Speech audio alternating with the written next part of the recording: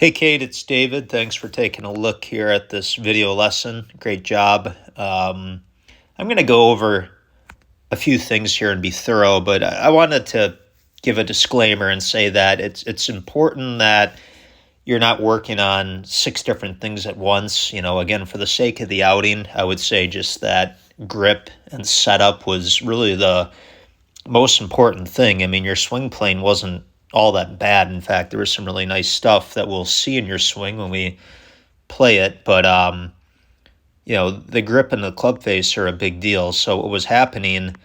This is the before swing. If we watch how you were holding the club, so your thumb on your left hand was going straight down the grip. So I would call this a weak grip, which promotes the club face to be open. So as you go down here, this club face, when it was coming into the ball, it was maybe 45 degrees open, meaning the ball was going way right. And the shot was a little bit thin here.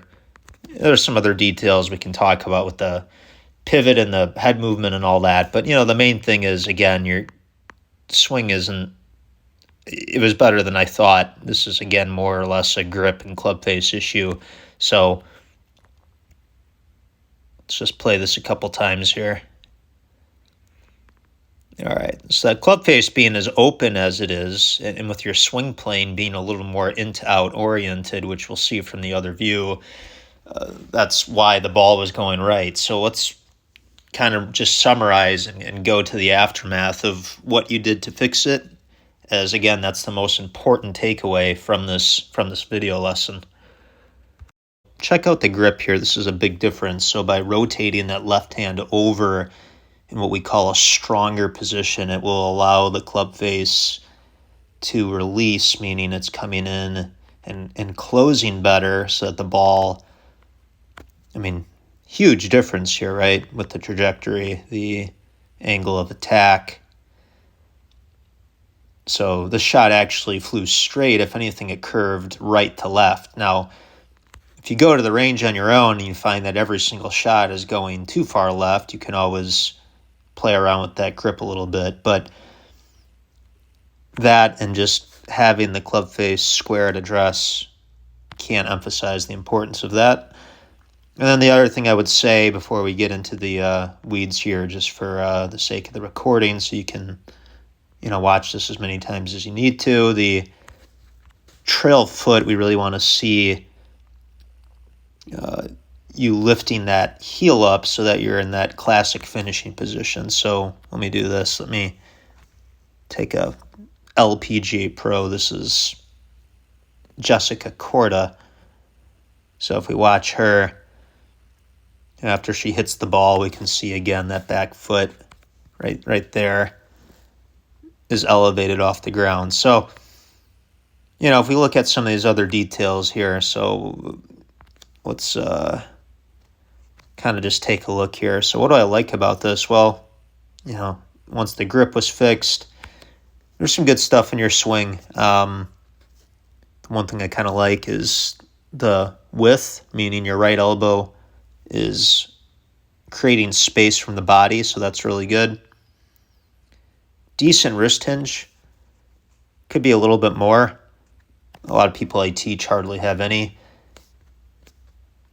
And then I would say you have a pretty reasonable amount of shoulder turn, but I'd like to see a better turn. So when we talk about your head going off the ball, that's not as damaging as the lifting part. And again, we'll go over all the drills on this. So again, this is really good though. All in all, very impressive for someone who's doesn't have a history of, playing 7 days a week or being a tournament player. This is a really good swing. Pivot going in the right direction. I kind of would like to see the weight a little more on the inside part of your right heel. Again, you're not going to be thinking about any of this stuff when you're out on the course.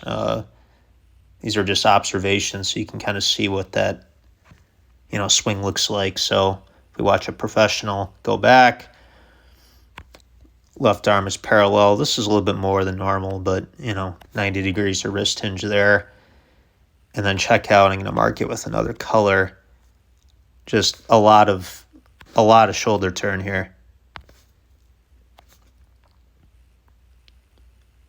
And again, her head, let me get rid of these lines here.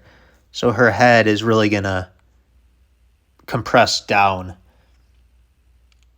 And the lower body's going to pivot and stabilize a little bit more than you. So again, we talked about on the transition, you can see the sequencing. Watch Jessica Korda's hips lead the movement, not only laterally, but she's going to open them up, which again, when I get to the other camera view, it will be more transparent.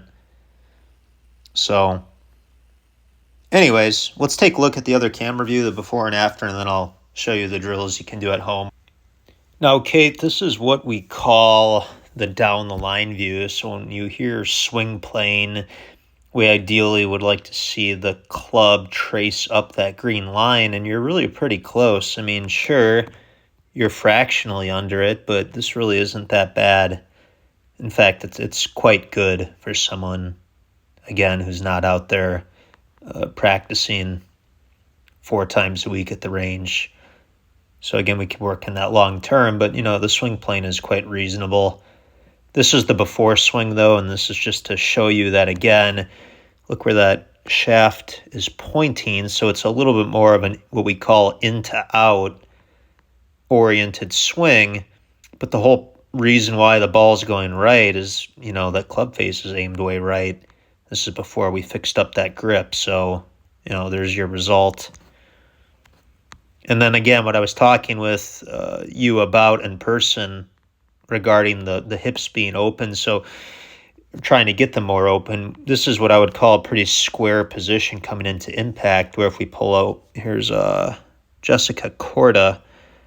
So watch what happens if we take her back, and then on the downswing, her left knee will really retract, and her hips will be very open at impact. So in other words, the amount of the back of her left leg, we can see a lot more of that as she's striking the ball.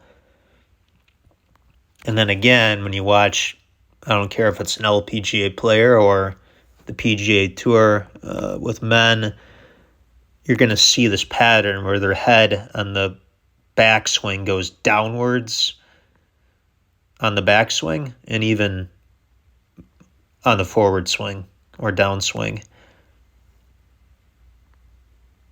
So anyways, let's go to the aftermath, because you did get your hips a bit more open. And again, you can see the club face from this particular angle. All right, so this was after we fixed your grip, some improvement for certain. The swing plane isn't really all that different, but that's okay, because it's, like I said already, in pretty decent shape. So when you're coming marginally into out, check this out. That ball is going to fly straight and then curve a little bit right to left. Yeah, so you can kind of see the club face rotating over, which before, again, your club face was aimed way out here. Also like the trail foot lifting up like that. That's a lot more natural. Nice work there. And then also when we worked on the hips, we can see at least some improvement here, because by the time you're striking the ball, your left calf has emerged. So your hips are a little bit more open there. So good stuff. Let's take a look at these drills to kind of conclude this lesson. These are things that you can, again, work on the range. I would strongly recommend it, and at home. So the first drill you can do indoors. So this will help you with your turn, and then again, that head movement. So check this out. Your head is actually working downwards a bit like it should, and it's not backing up. So we have the club across your chest, because what we're trying to accomplish here, you'll see this with the tour players, is making what I call an angular shoulder turn and creating tilt. So really, really good drill just to do inside. The only thing I would say here, is if you could retain the flex in that trail leg a little bit as you're making that pivot, that would help. But again, phenomenal job with that. That's something that I would just do inside when you can. And then I'll show you another drill for stabilizing the lower body here. So one more really neat drill for stabilizing the lower body. Dave Rasmussen showed this to me before he passed away.